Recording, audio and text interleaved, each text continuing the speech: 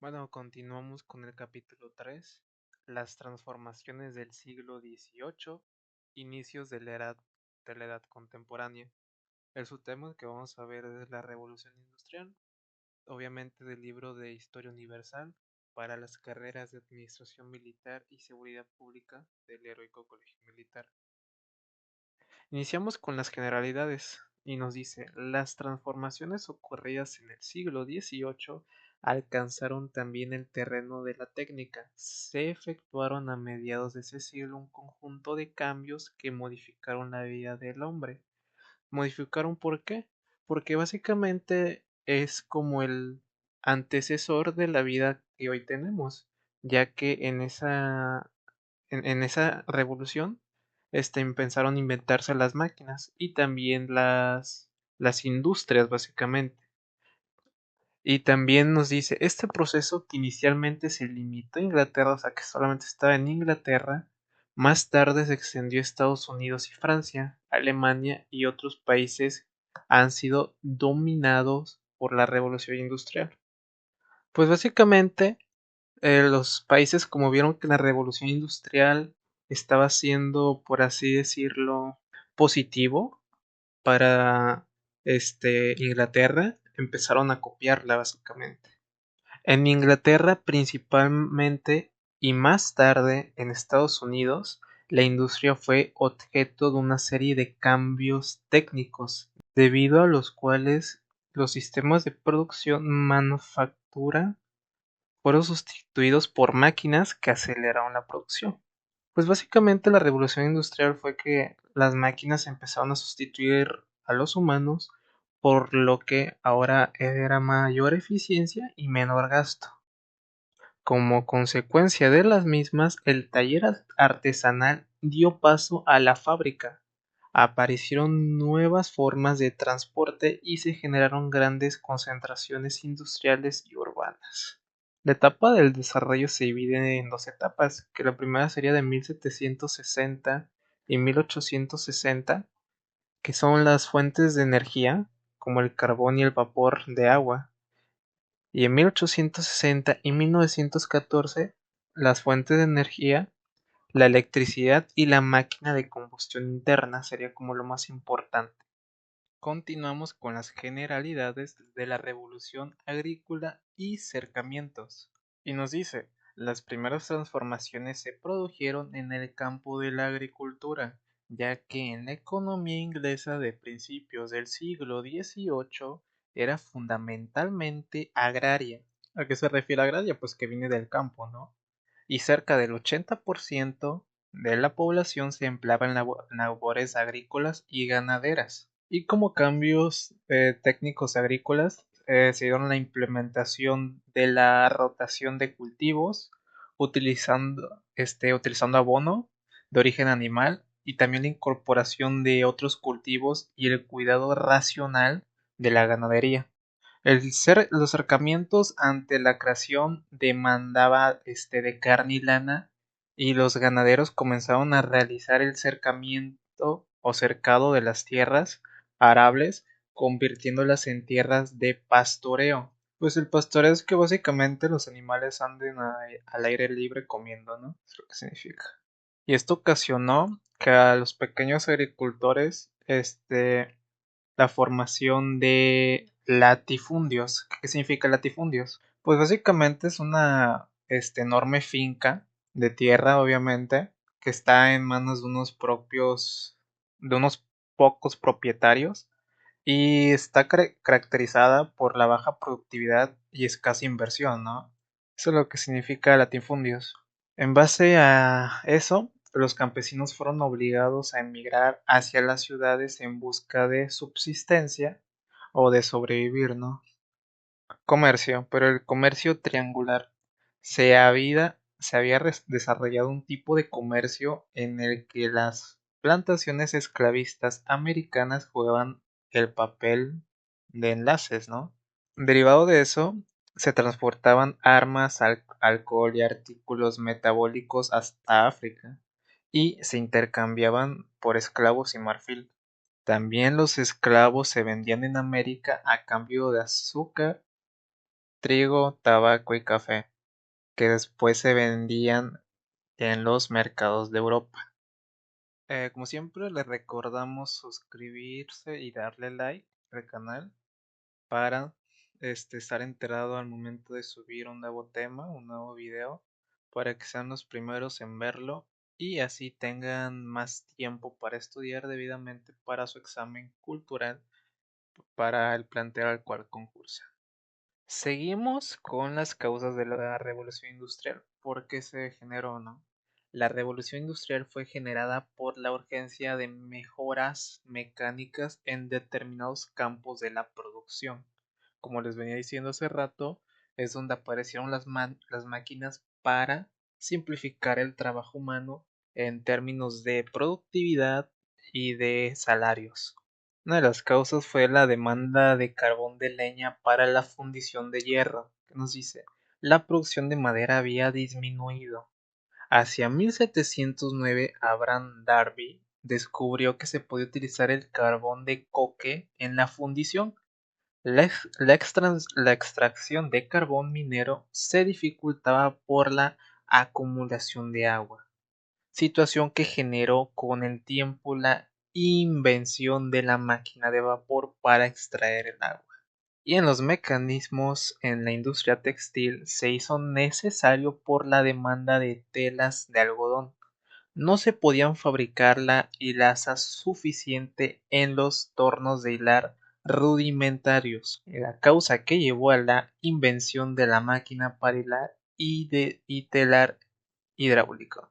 Bueno, pues básicamente las máquinas surgieron por diferentes factores, como por ejemplo estos dos, ya que no se daban abasto las simples manos humanas y eso ocasionó que se inventaran máquinas para hacer la labor humana. Continuamos con los grandes inventos textiles y para la agricultura. Los grandes inventos. Primero vamos con la industria textil, que son tres, y solamente uno es de agricultura. Torno para hilar de Jenny, creado por Jacobo Hargreaves en 1767. Básicamente este instrumento se utiliza para transformar las fibras como lana, lino o algodón en hilos puros. Continuamos con el telar hidráulico. Perfeccionaba el hilado del algodón, creado por Ricardo Arkwright en 1769. Pues este invento utilizaba la fuerza hidráulica de una rueda para operar múltiples usos simultáneamente, que esto producía un hilo de algodón más fino y resistente al que estaban ya acostumbrados. Continuamos con el telar de fuerza mecánica, creado por Edmundo Cartwright en 1785, que es una máquina diseñada para automatizar y acelerar el proceso de tejido. Continuamos con la agricultura, que fue la desmontadora de algodón, la cual separaba las semillas de la fibra, inventada por Eli Whitney en 1792.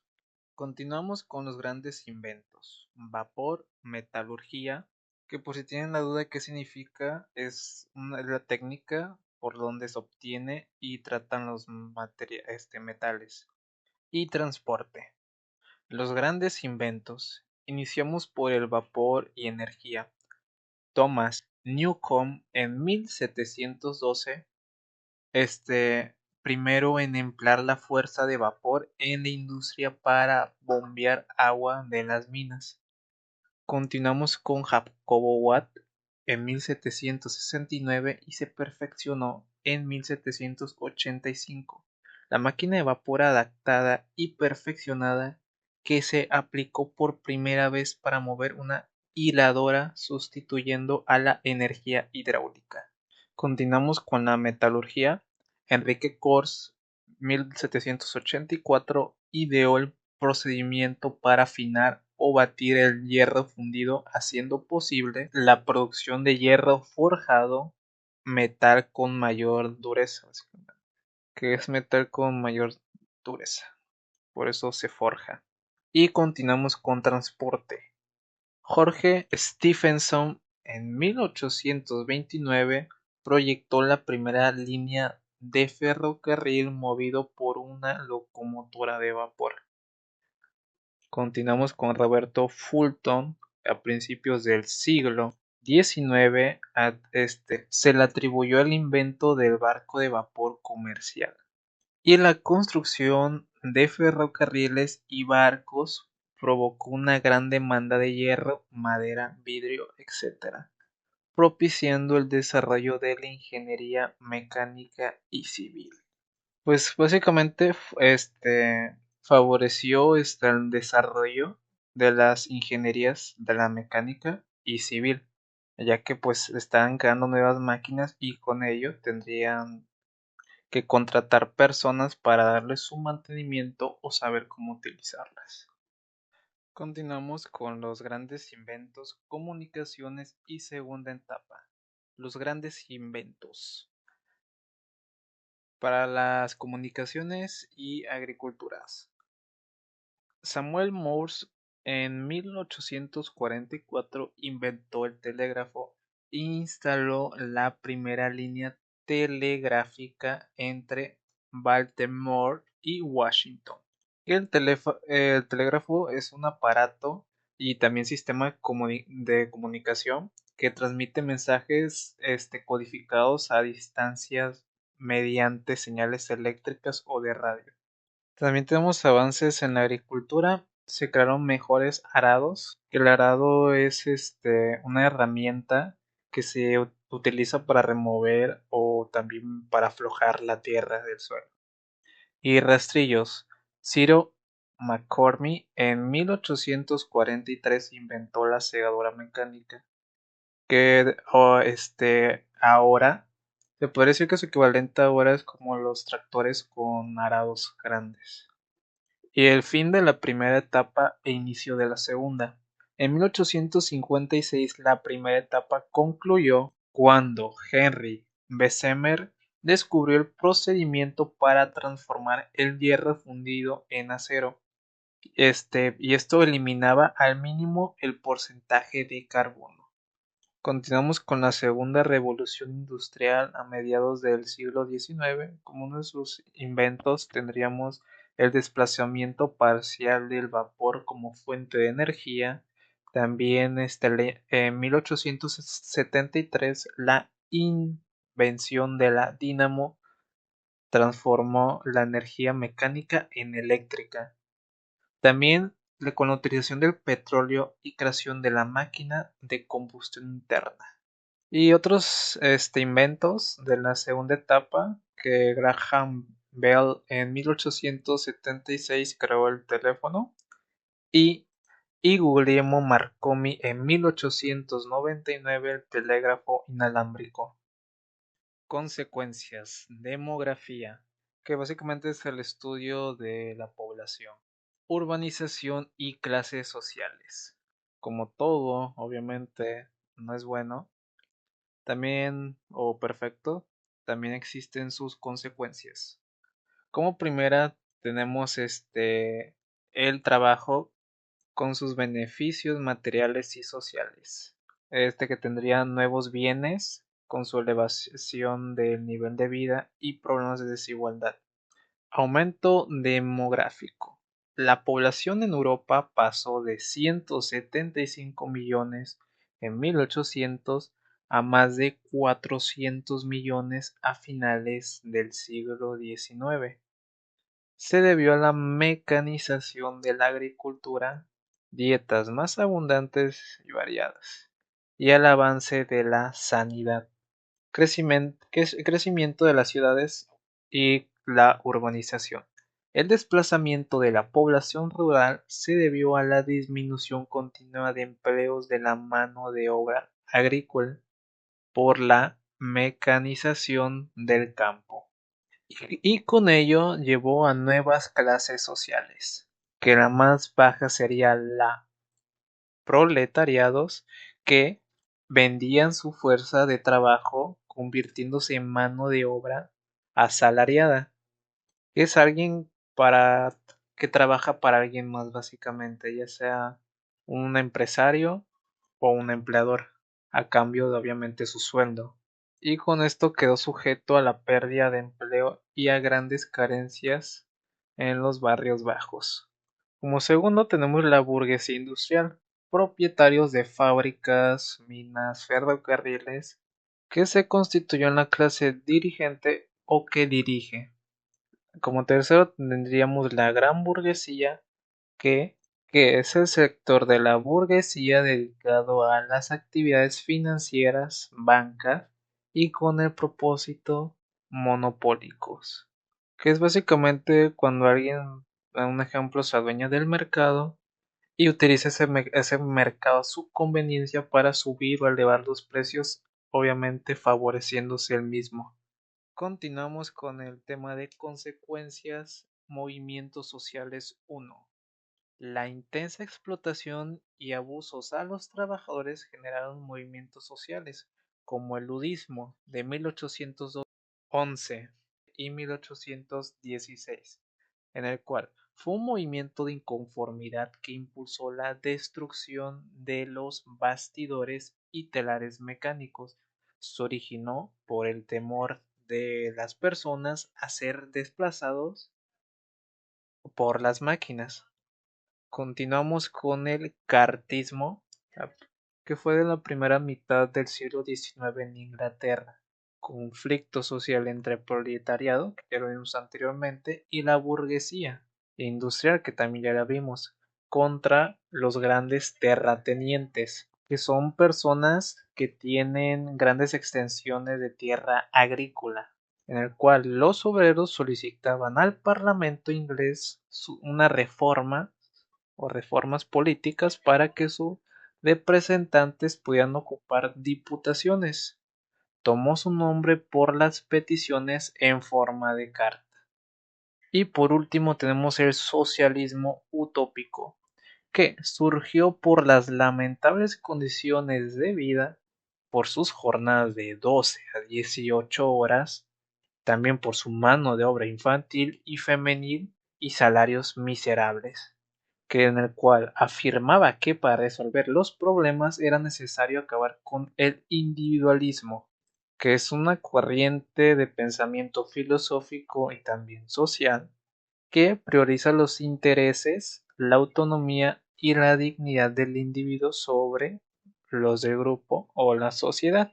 Y sus representantes fueron Robert Owen, que mejoró las condiciones de sus propias fábricas, Enrique de Saint-Simon, que propuso poner a los hombres de ciencia al frente de los gobiernos, y también Francisco Fourier, que propuso la creación de falanterios, que son comunidades autónomas de producción y consumo, que son más o menos de 1800 a 1600 a 1800 personas. Desafortunadamente sus ideas no lograron aplicarse en la práctica. Por último, tenemos las consecuencias, movimientos sociales 2. Iniciamos con el socialismo científico a mediados del siglo XIX, que es el tipo de socialismo más práctico y sistemático que el utópico. Sus representantes Karl Marx de 1818 a 1883 y Federico Engels de 1820 a 1895. Ellos sostuvieron que el conflicto entre capitalistas y proletarios es una etapa de la lucha de clases a lo largo de la historia y proponían la revolución social para enfrentar la explotación. Y por otro lado, tenemos al socialismo cristiano. La Iglesia Católica opuso a la teoría de la revolución social del marxismo, que es una teoría política que analiza la historia a través de la lucha de clases entre la burguesía y el proletario, o sea, lo que ya vimos, eso es lo que es el marxismo. Esto originó la evolución social basada en el cristianismo, que proponía reformas sociales a partir de la realidad existente buscando su perfeccionamiento gradual y fue consagrada por el Papa León XVIII en la Encicla Rerum Novarum en 1891. Y para concluir los logros, la solidaridad proletaria permitió que a fines del siglo XIX los trabajadores obtuvieran el derecho de huelga y las organizaciones obreras empezaran a ejercer influencia sobre la política económica y social de los gobiernos. Por último, te invitamos a poner tus conocimientos a prueba en nuestros exámenes simulacros. El link lo tendrán en el primer comentario y agradeciéndoles obviamente por llegar hasta el final del video. También, para sus exámenes de prueba recuerden tomar nota y también repasar continuamente para que sea la información obtenida no sea olvidada con el tiempo.